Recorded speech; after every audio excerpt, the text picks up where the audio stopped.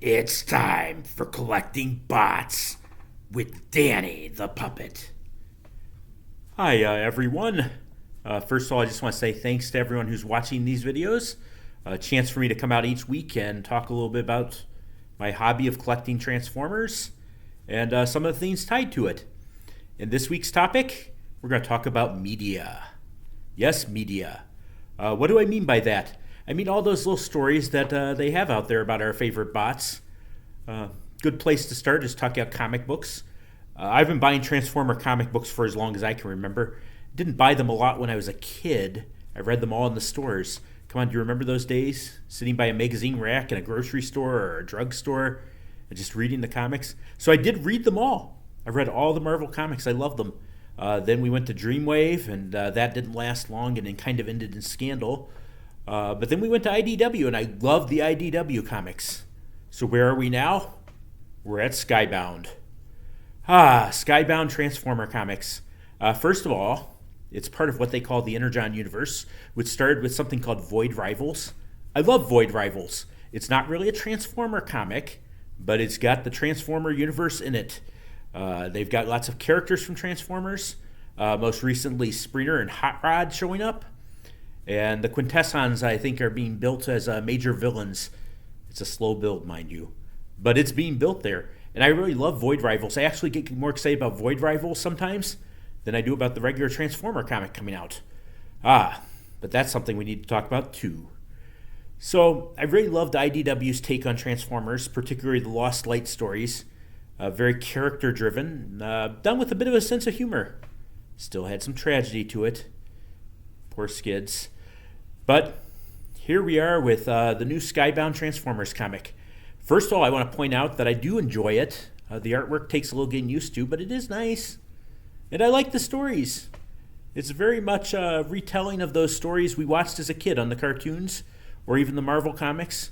Transformers wake up on Earth, although they're having a little inconsistency problem with that.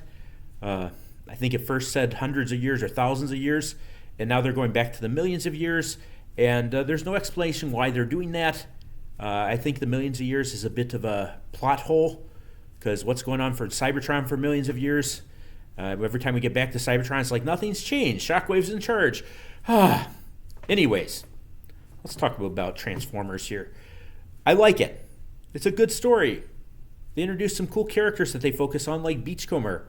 I never thought I'd enjoy Beachcomber stories. I mean, I like Beachcomber as a figure, but felt like, other than the Golden Lagoon, he never got much of a story. But here he is. Beachcomber's at front and center in the most recent issues. I'm loving it. I love that cover. But there is one problem I have with this comic. Lots of killing off bots just for shock value or because the author feels like they don't like them. Look, I'm not happy about killing off Bumblebee in issue 1. This is something I want them to fix. I really would like to see the Bumblebee come back. I get it, he's everywhere because of the Michael Bay movies, and you might not like that interpretation of him, but I have been a fan of Bumblebee since 1984, and killing him off for shock value just does not sit right with me. So bring him back. He doesn't have to be a major character, but come on, don't kill Bumblebee. Can't believe Hasbro approved that. There's other parts of Transformers media. Obviously, the new Transformers 1 movie coming out. I think it looks good. A lot of people are saying it's geared towards kids. Guys, girls. I know some of us are 40 years old, but Transformers are for kids.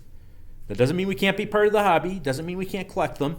Doesn't mean they can't gear stuff for us. But I like it when they can bring kids into this too. And Transformers 1 looks like a good way to do it. It looks better than the Bay movies. I like Earthspark, so that's a good one too. And Transformers Earthspark was something that really appealed to me. I like anything that gets into Transformers lore. What's the history of these characters? Why are they here? What's their home planet like?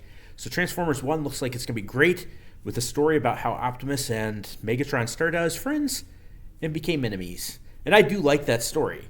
I know some people don't like that. They'd rather have Megatron built by the Constructicons that he built later on, which makes absolutely no sense. But I like the idea that they started out as friends and they were driven apart. Bumblebee looks fun in this one. One comment I've been making is Bumblebee in here seems bit more like IDW Swerve, which is cool because Swerve is my second favorite Transformer, for those of you who don't know. And I like that. Some people have also been saying shades of animated Bumblebee, and I like that idea too. I also think maybe the producers have decided we've all been complaining that Bumblebee doesn't talk, so let's make Bumblebee talk a lot and not stop.